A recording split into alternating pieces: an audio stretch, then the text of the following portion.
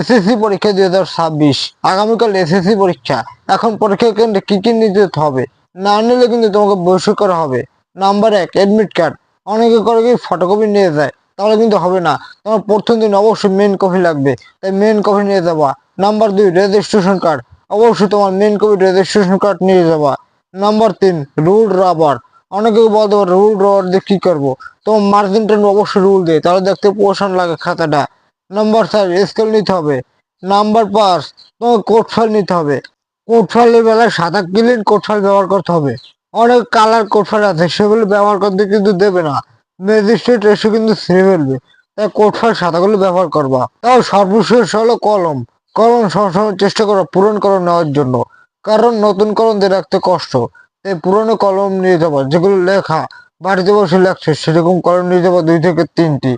আর এইগুলো সবসময় গুছিয়ে সুন্দর করে নিয়ে যাবা। আর যেখানে বসবা সেখানে সবসময় যদি কোনো কাগজ থাকে সেগুলো পরীক্ষা ঘন্টা দেওয়ার আগে সেগুলো সুন্দর পরিষ্কার করে ফেলে দেওয়া, নাহলে কিন্তু কাগজের জন্য তোমাকে ধরবে।